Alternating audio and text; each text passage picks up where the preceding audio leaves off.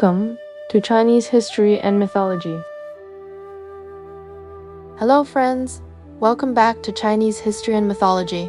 Last time we said that Lian Cheng and Guan Yiwu, the two commanders guarding the border at Quiqiu, had been stuck outside for so long that no one ever came to rotate them out.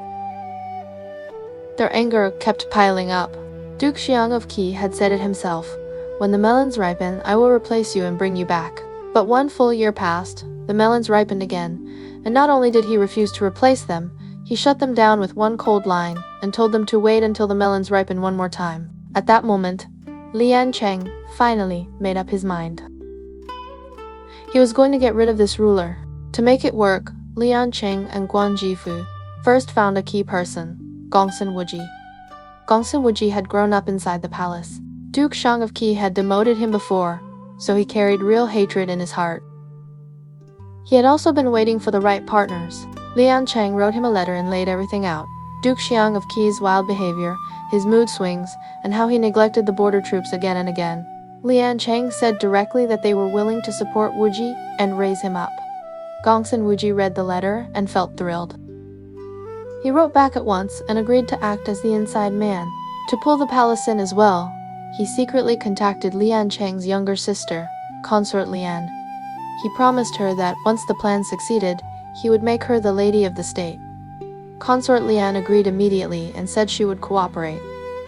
Soon, Duke Xiang of Qi handed them an opening on his own. He heard that Beiyu Mountain was a great place to hunt, and he decided to go out in the 11th month. Once that news reached the palace, Consort Lian sent word to Gongsun Wuji right away. Wuji then sent the timing to Quiqiu overnight. They all agreed to strike in early 11th month. At first, Lian Cheng wanted to rush back while the capital was empty and take it by force. But Guan Yiwu was steadier. He said it would be safer to set an ambush at Gufen first, kill Duke Xiang of Qi out in the open, and only then return to the capital to install Wuji. That way, fewer things could go wrong. From there, everything moved according to plan. On the first day of the 11th month, Duke Xiang of Qi really did go hunting. He brought very few people with him. He only took Shi Jifenru and Meng Yang and a few close attendants. They reached the detached palace at Gufen first and stayed the night. The next day, while burning the forest to drive animals out and shooting on the hunt, a huge wild boar suddenly appeared. Meng Yang saw it and shouted that it was not a boar, it was Peng Sheng. Duke Xiang of Qi shot 3 arrows in a row and missed every one. He was so frightened that he fell off his chariot, hurt his left foot, and lost one shoe with silk patterning. When he returned to the detached palace, he was restless and unsettled. Late at night, he was still furious about the missing shoe. He took his anger out on the servant Fei and whipped him until Fei's back was torn open and bleeding. That single beating pushed Fei straight into the rebels' arms. Fei stumbled out with fresh wounds and ran into Lian Cheng, who had come to scout the situation. Lian Cheng tied him up and questioned him. Fei used his injuries as proof that he hated Duke Xiang of Qi too, and he talked his way into their trust. They untied him and sent him back in as an inside helper. As soon as Fei got back inside, he first told Shi Jifenu what was happening. Then he ran to Duke Xiang of Qi and said the rebels were about to strike. He even offered a plan. Someone should pretend to be the ruler and lie in bed, while the real Duke Xiang of Qi hides behind the window. Meng Yang volunteered to die in his place. He lay down and was covered with the embroidered dragon robe. Duke Xiang of Qi hid below the outer side of the window. Fei and Shi Jifenru then went to block the attackers. But when the rebels rushed in, Fei was cut down first by Lian Cheng, and Shi Jifenru was killed as well. Lian Cheng stormed into the bedchamber and chopped off the head of the person on the bed, only to realize it was not Duke Xiang of Qi. Then he noticed that shoe with silk patterning showing under the window. He pushed the window open and dragged Duke Xiang of Qi out from behind it. Right there on the spot, Lian Cheng cursed him for being unkind, unfilial, shameless, and untrustworthy. Then he killed Duke Xiang of Qi and buried him under the window together with Meng Yang. Once Duke Xiang of Qi was dead, Lian Cheng and Guan Yiwu reorganized their troops and returned to Qi. Gongsun Wuji had already gathered his loyal men inside the capital. The moment he heard the news, he opened the city gates and let them in. After that, Gongsun Wuji took the throne. As promised, He made consort Lian the lady of the state. He appointed Lian Cheng as chief minister and made Guan Yiwu the deputy minister. The older ministers in court were unhappy, but they had no choice and could only go along for the moment. Guan Yiwu then urged Gongsun Wuji to post proclamations and recruit talent so that his reputation would rise. Gongsun Wuji accepted the idea. Guan Yiwu recommended a younger clansman, Guan Yiwu. Gongsun Wuji immediately sent people to invite him. The only question now is this: will Guan Yiwu actually come? Let us keep going. Earlier we mentioned that Gongsun Wuji sent people to invite Guan Yiwu. This Guan Yiwu, whose courtesy name was Zhong, was very tall and strongly built. He looked powerful and full of masculine presence. He had read many books, knew a great deal, and had broad experience. Other people believed he had real ability, that he could handle major affairs, find ways to save a state, and also find ways to make it stronger. Guan Yiwu once went into business with Bao Shuya. They worked together and made money together. When it came time to divide the profits, Guan Yiwu always took twice as much. Bao Shuya's followers were unhappy and felt it was unfair. But Bao Shuya said, Guan Zhong is not greedy for money. His family is simply very poor. I am willing to let him take more. Later, they went to war together and served in the army. Every time they fought, Guan Yiwu stayed toward the back of the formation. When the army withdrew and headed home, Guan Yiwu always rushed to the front. Many people laughed at him and said he was cowardly and afraid of death. Bao Shuja again spoke up for him. Bao Shuja said, his family has an old mother. He stays alive so he can return to take care of her. How can you call him cowardly? Guan Yiwu often discussed matters with Bao Shuya, but when Guan Yiwu spoke or made decisions, he usually thought about himself first and calculated his own gains and losses first. Bao Shuya did not get angry at all. Bao Shuya said, people all encounter good fortune and bad fortune. Guan Zhong is someone who thinks carefully and calculates well. When real danger comes, he is actually more likely to protect himself. When Guan Yiwu heard this, he was deeply moved. He sighed and said, the ones who gave birth to me are my parents. The one who truly understands me is Bao Shuya. From that point on, the two became very close friends. The kind of friends who would stake their lives for each other. At that time, the ruler of Qi was Duke Xiang Zhuer. Duke Xiang had two sons. The elder son was named Zhou, born to a woman from Lu. The younger son was named Shoubai, born to a woman from Ru. Both had grown up and reached the age when they needed teachers. Guan Yiwu said to Bao Shuya, the ruler has two sons. The one who will inherit the throne will be either Zhou or Shoubai. Let the two of us split up and teach them separately. When they later take the throne, we will recommend each other. Bao Shuya felt this made sense and agreed. So Guan Yiwu and Shao, who became teachers to Prince Zhu. Bao Shuya became the teacher to Prince Xiaobai. Later, Duke Xiang wanted to bring Wen Jiang to Zhuo and indulge himself with her. Bao Shuya felt this would lead to disaster. He said to Xiaobai, when a ruler behaves in such a chaotic way, people will talk and people will laugh.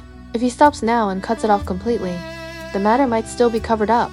But if he keeps going, it will be like floodwaters breaking through a dam, and it will surely turn into a great catastrophe. You must go and advise the ruler. Xiaobai truly went to advise Duke Xiang. He said, the death of the Marquis of Lu has already caused much gossip. Men and women must be kept separate. You cannot ignore this. Duke Xiang became furious. He shouted, you little brat! Where do you get so much nonsense? Then he lifted his foot and kicked Shoubai. Shoubai had no choice but to withdraw. Bao Shuya then said to Shoubai, I have heard that those who behave recklessly will always meet disaster in the end. You and I should first go to another state to avoid trouble. This will both save our lives and give us time to wait for a chance to do great things. Xiaobai asked, which state should we go to? Bao Shuja said, rulers of large states have bad tempers and change their attitudes quickly.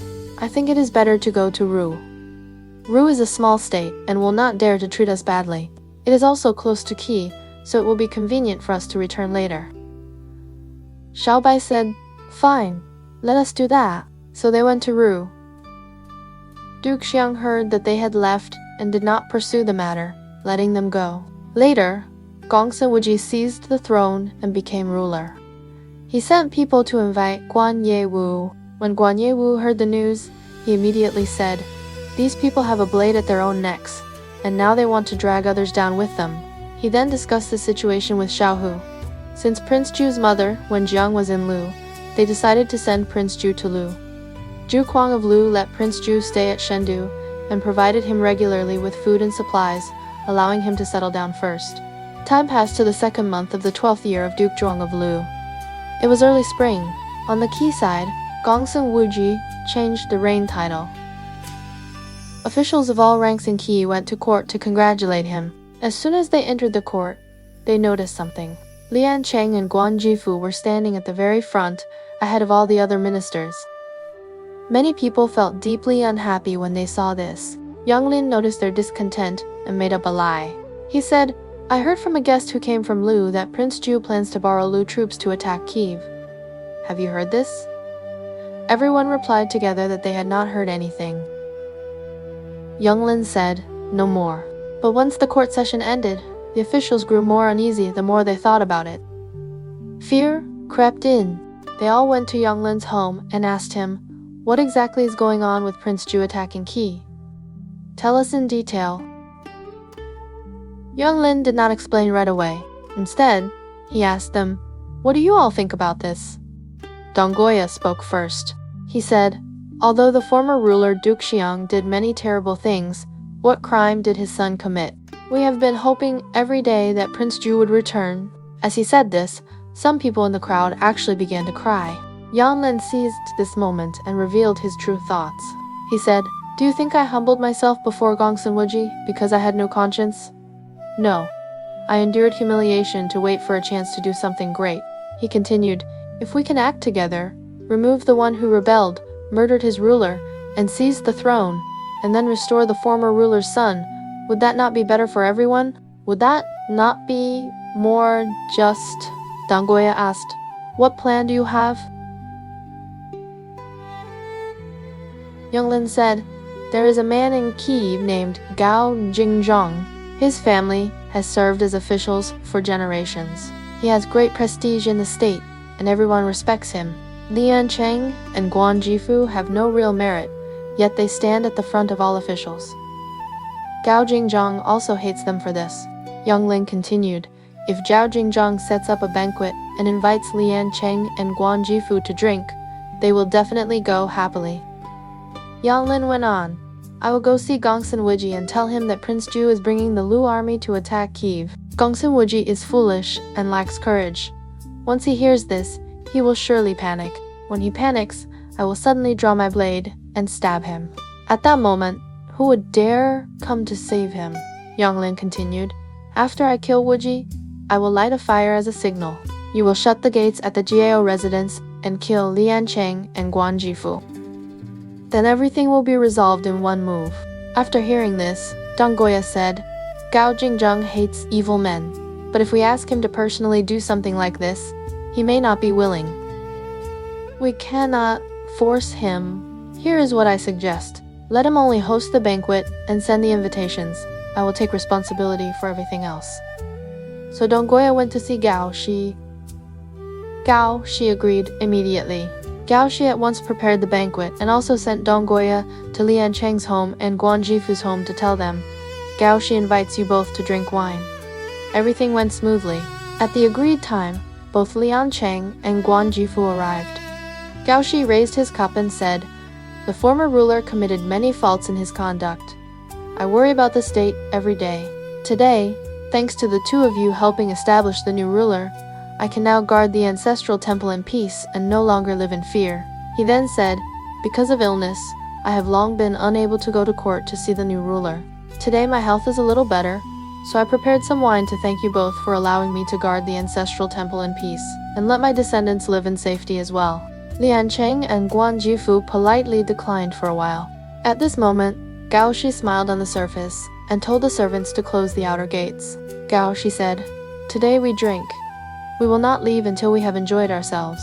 But he secretly instructed the servants, "Today, no news must leak out." Do not report anything. Only wait until smoke or fire appears in the city. Then come tell me."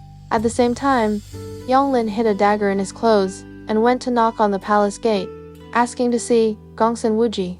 After Yonglin met Gongsun Wuji, he said, "Prince Zhou is bringing the Lu army and will arrive very soon. Please think of a solution quickly and make a decision at once." Gongsun Wuji panicked as soon as he heard this. He asked, "Where is the state uncle Lian Cheng?" Yonglin replied, "The state uncle and Lord Guan have gone outside the city to drink and have not returned yet. All the officials are in the court hall waiting for you to discuss the matter." After hearing this, Gongsun Wuji went into the court hall. As soon as he sat down, the officials in the hall rushed forward together. Yonglin stabbed Gongsun Wuji from behind. Blood immediately flowed onto the seat. Gongsun Wuji died on the spot. Gongsun Wuji had been ruler for just over 1 month. At this time, Consort Lian heard that something had happened in the palace and committed suicide inside the palace. Yonglin then had people light a large fire outside the court hall as a signal. The smoke was thick and rose straight into the sky. At the Gao residence, Gao Shi was still urging the guests to drink. Suddenly, someone knocked on the door and shouted loudly that there was a fire outside. Gao Shi immediately stood up and walked toward the inner rooms. Lian Cheng and Guan Yiwu felt something was strange and were about to ask what was going on. At that moment, soldiers lying in ambush in the corridors suddenly rushed out. They immediately struck Lian Cheng and Guan Yiwu, cutting them into pieces. The servants who came with them had no weapons and were also killed. Afterward, Yonglin and the other officials arrived, one after another, at the Zhou residence. They discussed the matter and decided to cut out the hearts and livers of Lian Cheng and Guan Yiwu to use as sacrifices to Duke Xiang. They then immediately sent people to the Guffin detached palace to retrieve Duke Xiang's body, rewrap it, conduct the burial rites again, and formally announce the mourning. Next, they sent envoys to Lu to bring Prince Zhou back to Qi to become ruler. When Duke Yuang of Lu heard this, he was very pleased. He planned to let Prince Zhou bring troops to Qi, but Shibo advised him, Qi is strong and Lu is weak. Qi having no ruler right now is actually good for Lu. Do not send troops lightly. First, stay calm and watch how the situation continues to change. After hearing this, Duke Zhuang of Lu could not make up his mind. Yonglin had people light a large fire outside the court hall. Once the fire burned, thick smoke rose straight into the sky. At this moment, Gao Shi was hosting a banquet at his home, constantly urging Lian Cheng and Guan Yiwu to drink. Suddenly, someone knocked on the door from outside and shouted loudly, "There's a fire outside!" As soon as Gao Shi heard this, he immediately stood up and walked toward the inner rooms. Lian Cheng and Guan Yiwu looked confused and thought to themselves, "Why is there suddenly a fire? What exactly has happened?" Just as they were about to ask what was going on, soldiers who had been lying in ambush on both sides of the corridor rushed out at once and began attacking directly. Lian Cheng and Guan Yiwu had no time to react and were cut down into pieces. The servants who came with them also suffered the same fate, because these servants had no weapons and could not resist at all. They were all killed as well. Not long after, Yonglin and a group of officials arrived, one after another, at Zhao Shi's residence. They discussed the matter inside the Gao residence for a while and finally decided to cut out the hearts and livers of Lian Cheng and Guan Yiwu to use as sacrifices to Duke Xiang. Next, they immediately sent people to the detached palace at Guffin to retrieve Duke Xiang's body. They cleaned the body again, dressed it properly again, and then held the funeral procession again and formally announced the mourning. At the same time, they also sent envoys to Lu to bring Prince Zhou back to Qi and make him the ruler. When Duke Zhong of Lu heard that Qi wanted to welcome Prince Zhou back as ruler, he felt very pleased. Duke Zhuang of Lu also thought, "I might as well let Prince Zhou return to Qi with troops, that would be more secure." However, Shibo advised Duke Zhuang of Lu. Shibo said, "Qi is strong and Lu is weak. Qi having no ruler right now is actually good for Lu. Do not send troops lightly. First stay calm and watch quietly to see what changes may still happen in Qi." After hearing Shibo's words, Duke Zhuang of Lu could not make up his mind for the moment. Just at this time, when Jiang returned to Lu from Zhuqiu, because her brother Duke Sheng of Qi had been killed. After Wen Xiang returned to Lu, she urged her son Duke Shuang of Lu every day. She kept saying, You must send troops to attack Qi. You must punish Gongsun Wuji, the one who killed the ruler. You must avenge your uncle." Later, when Zhong heard another piece of news, she heard that Gongsun Wuji had also been killed, and that Qi had sent envoys to Lu to welcome Prince Zhou back to Qi as ruler. When Wen Jiang heard this, she was extremely happy. She made up her mind to help Prince Zhou. So she pressed Duke Zhuang of Lu again, saying, "Do not delay any longer. Set out immediately. Hurry and escort Prince Zhou back to Qi." Duke Zhuang of Lu was pushed by his mother and had no choice but to obey her command. He had to ignore Shibo's advice and personally lead the army out. Duke Zhuang of Lu brought 300 war chariots. He appointed Calmo as the main general. He also appointed Qinzi and Liangzi as left and right guards. Then, they escorted Prince Zhou back toward Qi. At this time, Guan Yiwu said to Duke Zhuang of Lu, "Prince Shoubai is now en route. From Ru to Qi is much closer than from Lu to Qi. If Prince Shoubai returns to Qi first, then the positions of host and guest will be decided. Once he settles in first, it will become troublesome. Please lend me some good horses. I will go first to block Prince Shoubai." Duke Zhuang of Lu asked, "How many troops do you need?" Guan Yiwu said, 30 war chariots will be enough." Duke Zhuang of Lu agreed, so Guan Yi would set out first with 30 war chariots to chase after Prince Shoubai. On Prince Shoubai's side, he also heard that Qi now had no ruler. Shoubai discussed the situation with Bo Shuya. They borrowed 100 war chariots from the ruler of Airu to escort Shoubai back to Qi. Guan Yiwu chased hard along the way, traveling day and night. He caught up to Jimo and heard that the Ru chariots had already passed through, so he continued to chase after them. Guan Yiwu's chariots ran another 30 li and happened to encounter the Ru troops stopping to eat. Guan Yiwu saw Shoubai at a glance. Shoubai was sitting upright and properly on his chariot. Guan Yiwu stepped forward, first performed a formal greeting, and then asked, "Prince, have you been well recently? And where are you heading now?" Shoubai replied, "I plan to return to my state to handle my father's funeral." Guan Yiwu said, "Prince Zhou is the eldest son. By custom, he should be the one presiding over the funeral. You, Prince, should be walking behind. You should not be working so hard and rushing ahead." At this moment, Bo Shui immediately spoke up and said to Guan Yiwu, "Guan Zhong, step aside. Everyone now follows their own master. There is no need to say more." Guan Yiwu looked around. The Ru soldiers around them all had wide eyes and fierce expressions, as if they might start fighting at any moment. Guan Yiwu understood in his heart that if he acted immediately, he had too few men and would not be able to win, so he pretended to be obedient, nodded in agreement, and slowly retreated backward. But after he retreated, he suddenly did something unexpected. He immediately drew his bow and nocked an arrow.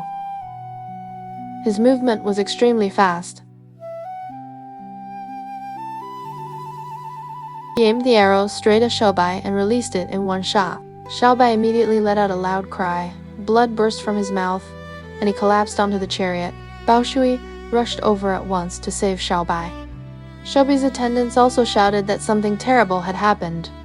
Everyone began crying in panic. Taking advantage of the chaos, Guan Yiwu quickly urged his 30 chariots forward and sped away.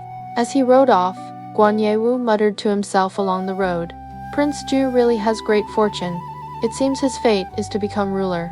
Guan Yiwu returned to Duke Zhuang of Lu and reported everything in detail. He then raised a cup together with Prince Zhou to celebrate. The people of Lu also relaxed. They believed Shoubai was already dead. They thought there was now no one left to compete with Prince Zhou for the throne. So their march slowed down. When people along the road offered wine, they drank. When food was offered, they ate.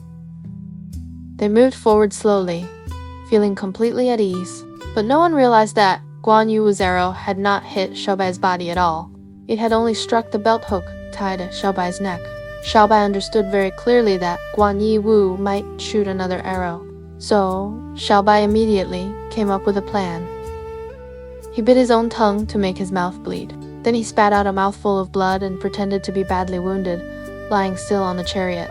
The act looked completely real. It even fooled Bo Shuya. After a short while, Bo Shu realized Shoubai was not seriously hurt and immediately said that although Guan Yiwu had fled, he might return, and they had to move faster. Bo Shuai quickly had Shoubai change clothes. He put Shoubai onto a lighter and faster chariot. They took side roads, and rushed toward Linzi at top speed.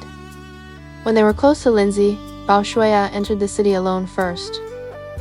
He went to see the key ministers.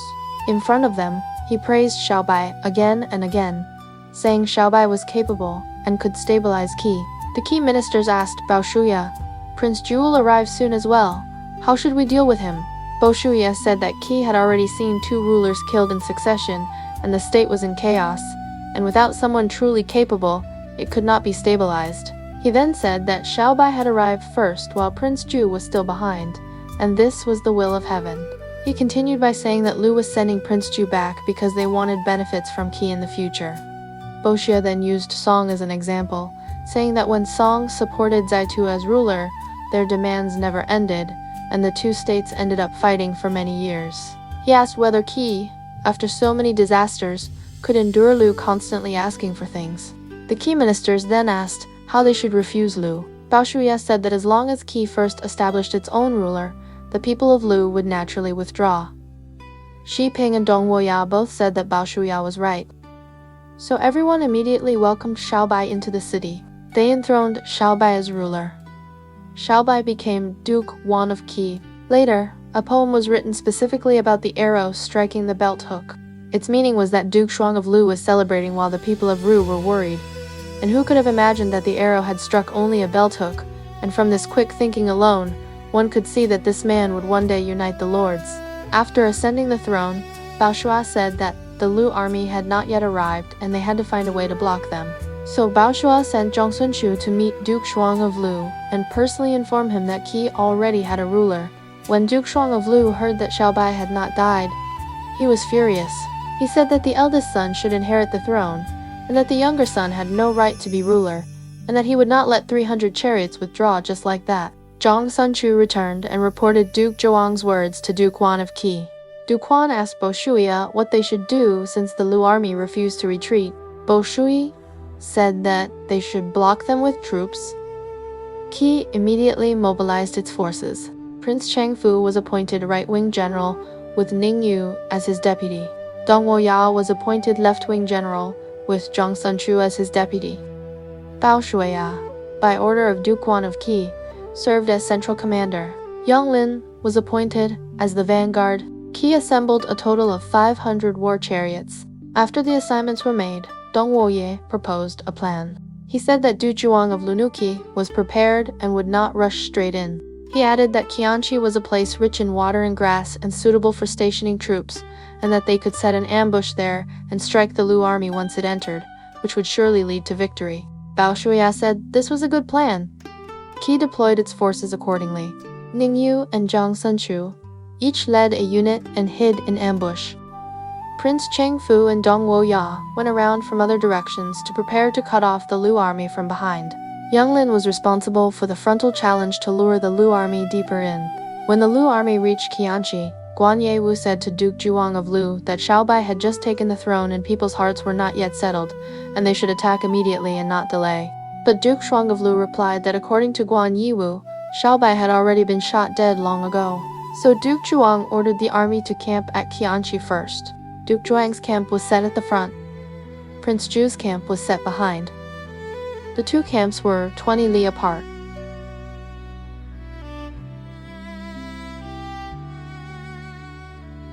Early the next morning, scouts from the Lu side rushed in to report. They said that the Qi army had already arrived, and that the Qi vanguard commander Yang Lin was standing at the front of the lines, openly challenging and provoking them. When Duke Zhuang of Lu heard this, he said that they should first crush the Qi forces, because once the people inside the Qi capital became afraid, everything would become easier. After saying this, Duke Zhuang took Qinzai and Liangzai with him, mounted a war chariot, and drove straight to the front lines. Across the battlefield, he shouted insults at Yang Lin and said that when Yang Lin had secretly plotted to kill the rebel, he had come to Lu for help, but today he had changed his position again, and asked where his sense of loyalty and trust had gone. After shouting this, Duke Zhuang raised his bow and prepared to shoot Yang Lin. Yang Lin immediately put on an expression of shame and guilt. He did not confront Duke Zhuang head-on. Instead, he turned his chariot and fled. When Duke Joyang saw Yang Lin retreat, he immediately ordered Cao Mo to pursue and kill him. Cao Mo drove his chariot after him. As Yonglin fled, he kept glancing back. Suddenly, he turned his chariot around and engaged Cao Mo directly. The two fought for several exchanges, and then Yonglin fell back again and continued to flee. Cao Mo clenched his teeth and refused to let him go. Holding his halberd with all his strength, he chased closely after Yonglin. But as he continued the pursuit, he suddenly sensed that something was wrong. Qi had already prepared everything. Soldiers under Boshuda burst out from all sides and instantly surrounded Cao Mo. In an instant, Cao Mo was trapped inside the encirclement. With no other choice, he fought desperately, slashing to the left and striking to the right. He battled fiercely inside the ring and was hit by 2 arrows. Only after great effort did he finally break through the encirclement and escape. On the Lu's side, Qin Zi and Liang Zi saw that Cao Mo had fallen into heavy danger and became extremely anxious. Fearing something might happen to him, they prepared to lead troops to rescue him. But at that very moment, a major change occurred on the battlefield. The Lu army suddenly heard loud movement on both the left and right flanks. Immediately after, Qi's hidden forces charged out. Ning Yu led one force in a sudden attack. Zhong Sanchu led another force and struck as well. The Lu army was hit on both sides at the same time. At the same time, Bo Shuya personally led the central army and pressed forward from the front. The Qi central force advanced steadily, like a solid wall pushing toward the Lu army. In an instant, the Lu army found itself attacked from 3 sides. Qi troops pressed from the front, ambush forces struck from the left, more ambush forces struck from the right. The Lu army collapsed into chaos. The formation broke apart. Many soldiers began fleeing in all directions. At this moment, Bo Shuya issued an order within the Qi army. He said that whoever captured the ruler of Lu would be rewarded with land equivalent to 10,000 households. As soon as this order was announced, the shouting of the Qi army grew even louder. Many soldiers began calling out. Many began searching for Duke Zhuang of Lu. On the Lu side, Duke Zhuang saw that the situation had become critical. Qinzi immediately took action. He pulled down the embroidered yellow command flag from Duke Zhuang's chariot and threw it to the ground. Liang Zai immediately picked up the flag and planted it onto his own chariot. Qinzi asked Liang Zi what he was doing. Liang Zi said that he would use the flag to deceive the Qi army, making them think the flag was with him so they would mistake him for Duke Zhuang. Seeing that this plan might work, Duke Zhuang did not hesitate. He quickly jumped down from his chariot. He switched to a small, light carriage. He also changed into plain clothes. He intended to escape, disguised as an ordinary person. Qinzi followed closely behind Duke Zhuang. While blocking attackers, he protected Duke Zhuang. As they fought their way out of the encirclement, on the Qi side, Ningyu saw the embroidered flag from a distance. The flag was planted below the roadway, with heavy troops guarding it. Ningyu became convinced that the person beneath the flag must be Duke Zhuang of Lu. He led his men to surround it. At that moment, Liang Zi removed his armor, revealed his face, and directly told the Qi troops that he was a general of Lu, and that their ruler had already gone far away. By this time, the Qi army was certain of victory. Bao Shuya also knew that the overall situation had been decided, so Bao Shuya gave the order to withdraw the troops. Zhang Sanchu brought forward the captured war chariots. Ningyu escorted Liang Zi forward as a prisoner. Duke Guan of Qi then gave the order. He said to execute him on the spot. Liang Zi was executed on the spot. But at that moment, there were still 2 Qi forces that had not returned. The units led by Prince Chengfu and Dongwo, Yawa still missing, and no news had come back yet.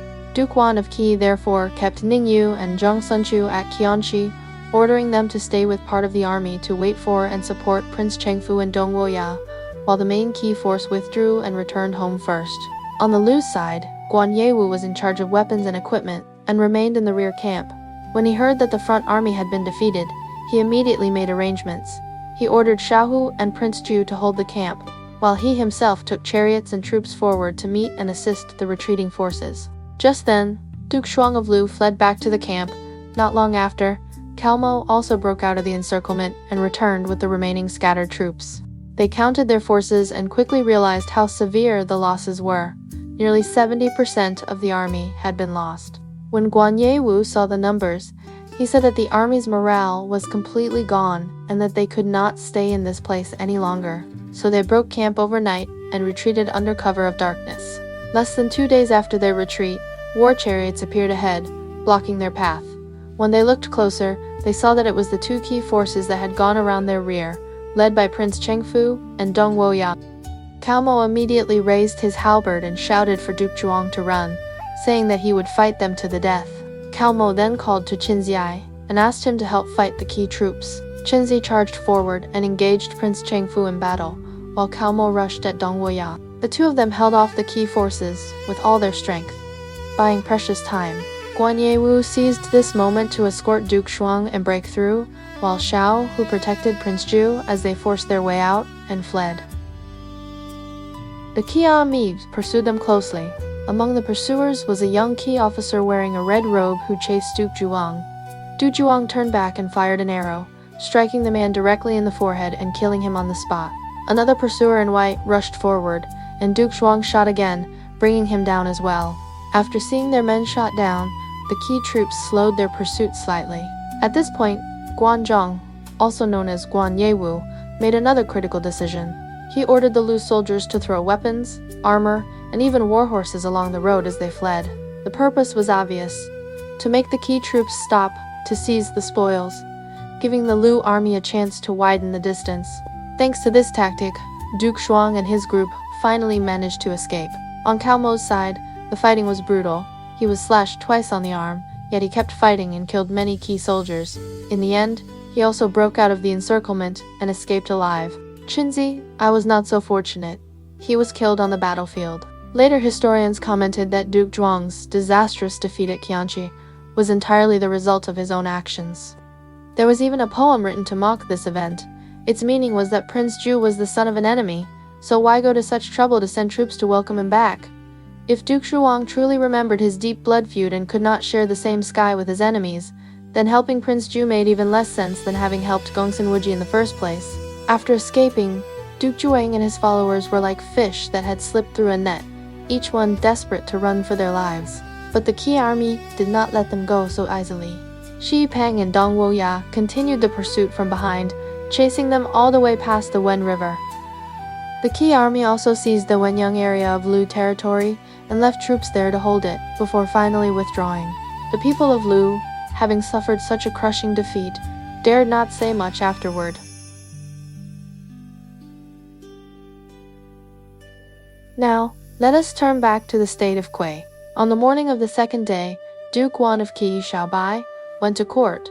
The officials all came to offer congratulations, but Bo Shu spoke up and said that Prince Zhu was still in the state of Lu, that Guan Yiwu and Xiao Wu were still at his side, and that Lu was still supporting him. He said that as long as Prince Zhu remained, this worry had not been removed, and it was too early to celebrate. Duke Guan asked what should be done. Bao Shu replied that after the battle at Qianqi, the state of Lu was already frightened from top to bottom. Bo Shui then said that they should move the three armies again and press straight to the Lu border. He spoke very plainly. He said that they should force Lu to hand over Prince Zhu, and that once Lu saw the Qi army at its border, it would obey. Duke Guan immediately agreed and said that everyone in the states should follow Bo Shui's orders. After inspecting the army's bow, Shuya led the main force directly to Wenyang. He redrew the borderlines and then sent Gongsun Xipeng to deliver a letter to Duke Zhuang of Lu. The letter was written very clearly. Its meaning was roughly this: Bao Shuya, Minister of Qi, Bao repeatedly before the ruler of Lu, a family cannot have two heads, and a state cannot have two rulers. The ruler of Qi has already completed the proper rites at the ancestral temple, and has taken the throne. Prince Zhu, still seeking the throne, is a source of discord. The ruler of Qi, thinking of brotherly ties, cannot bear to kill him with his own hands, and therefore hopes to borrow the hand of Lu to deal with Prince Zhu. As for Guanzhong and Xiaohu, since they once harmed the ruler of Qi, they should also be dealt with in front of the ancestral temple. Before Xipeng set out, Bao Shuya spoke to him in private. Bao Shuya said that Guan Yiwu was a rare talent in the world and that Xipeng should tell these words directly to the ruler of Lu. He said that the ruler of Lu would surely value Guan Yiwu and spare his life. Xipeng asked what to do if Lu insisted on killing him. Bao Shuo said that as long as he mentioned the incident of the arrow striking the belt hook, the ruler of Lu would believe in Guan Yiwu's ability and would certainly keep him alive. Shi Peng nodded and then departed for Lu. This is where the story pauses. What will Lu decide after discussion? How will Prince Zhu be handled? And what fate awaits Guan Yiwu and Xiaohu? We will leave that for the next time.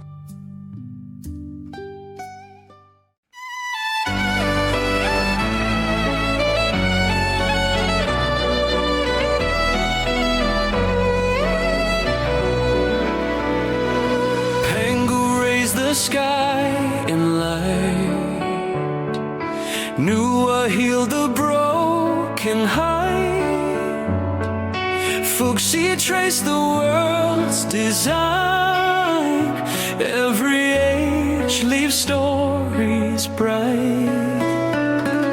Yaya dynasty shaped bronze. Shang dynasty cast oracle bones. Thou dynasty built right. Qin dynasty forged the great walls. Han dynasty opened Silk Road winds. Three Kingdoms dynasty turned war to tales.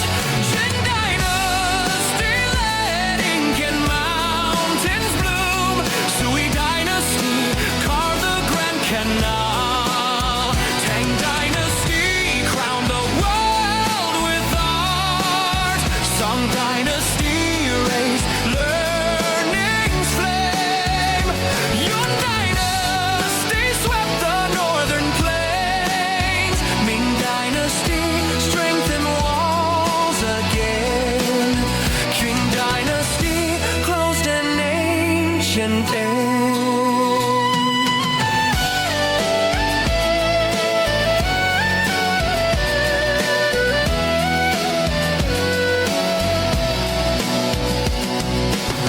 Every age leaves stories bright.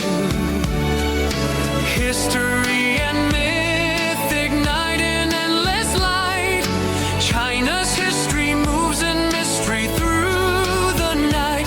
Footsteps of this land enchant the world in light.